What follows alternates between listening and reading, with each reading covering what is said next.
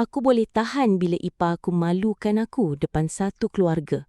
Tapi aku hancur bila anak aku sendiri mula percaya yang mak dia memang layak dilayan macam tu. Malam tu sebelum tidur, anak aku pandang aku lama-lama. Mama, kenapa semua orang selalu marah Mama? Mama memang tak pandai ke?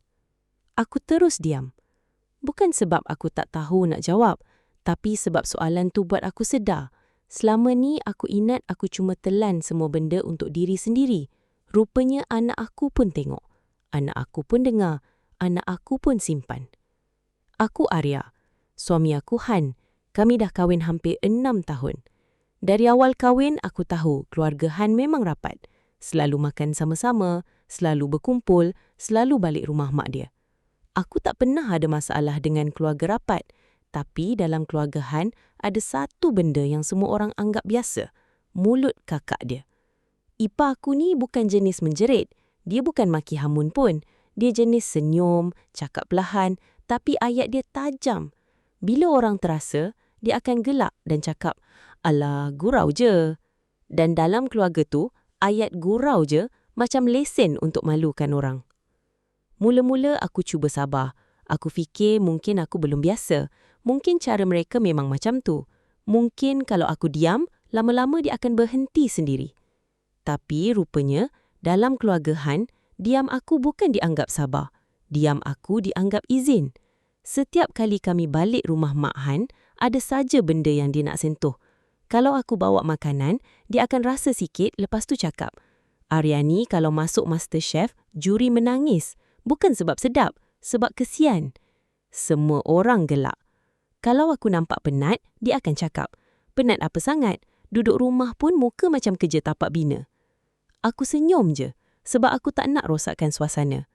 Pernah sekali, lepas aku naik berat badan sikit selepas bersalin, dia pandang aku dari atas sampai bawah. Lepas tu dia cakap depan semua orang, "Han, kau kena bawa bini kau jogging. Nanti orang ingat dia kakak kau." Satu meja ketawa. Aku tengok Han. Aku tak harap dia bergaduh. Aku cuma tunggu satu ayat kecil. "Sudahlah, Kak." Tapi Han cuma senyum nipis dan bisik dekat aku, "Jangan ambil hati. Kakak memang mulut macam tu." Tapi benda yang paling buat aku rasa kecil bukan mulut ipar aku, tapi senyuman suami sendiri masa aku dihina. Sebab bila orang lain gelak, aku masih boleh pujuk hati aku. Tapi bila suami sendiri gelak sekali, walaupun perlahan, rasa dia lain. Rasa macam kita berdiri seorang diri dalam rumah yang sepatutnya ada orang lindung kita. Kemuncak dia jadi minggu lepas. Malam tu, kami makan malam keluarga dekat rumah Mak Han.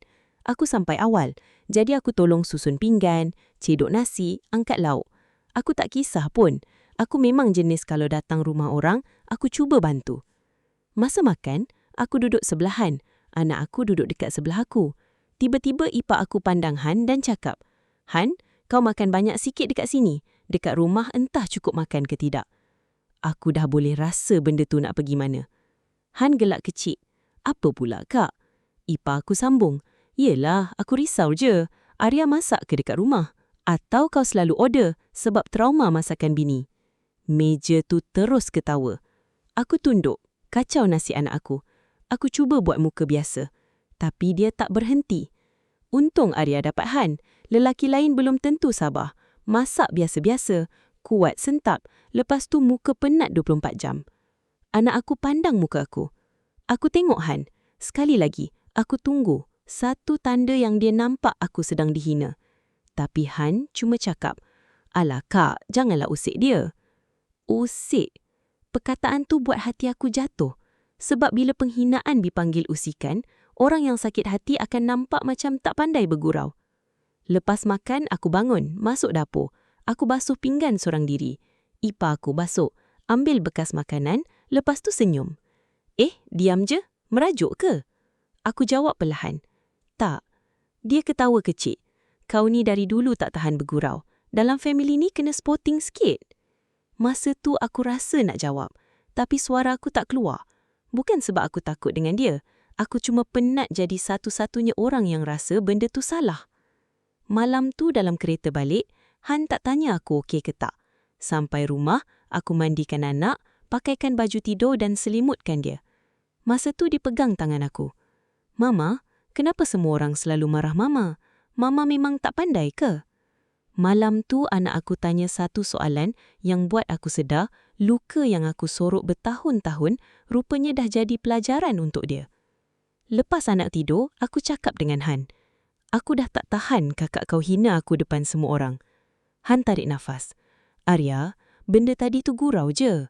Aku jawab, "Bagi kau gurau, bagi aku itu penghinaan. Dan anak kita dengar." Dia kata aku terlalu fikir. Dia kata budak-budak memang tanya macam-macam. Dia kata jangan benda kecil pun nak ambil hati. Benda kecil. Bertahun-tahun aku telan sindiran. Bertahun-tahun aku balik rumah dengan hati berat. Tapi bagi dia, semua tu benda kecil. Aku cakap, "Han, aku tak pernah suruh kau pilih aku atau keluarga kau. Aku cuma minta kau buat kerja kau sebagai suami. Bila orang hina isteri kau depan-depan, jangan duduk gelak sama." Dia terus jawab, "Habis kau nak aku bergaduh dengan family aku sebab benda macam ni?" Masa tu aku faham. Bila aku akhirnya bersuara, Han nampak aku macam punca masalah. Bukan sebab aku salah, tapi sebab selama ni dia terlalu selesa dengan aku yang diam. Malam tu aku buat keputusan. Mulai hari ini, aku tak nak pergi makan keluarga kau kalau kau tak boleh jamin kakak kau hormat aku. Han kata aku berubah. Tapi mungkin itu masalahnya. Aku dah terlalu lama jadi macam dulu. Terlalu lama jadi isteri yang senyum walaupun luka. Terlalu lama jadi perempuan yang diam supaya orang lain selesa.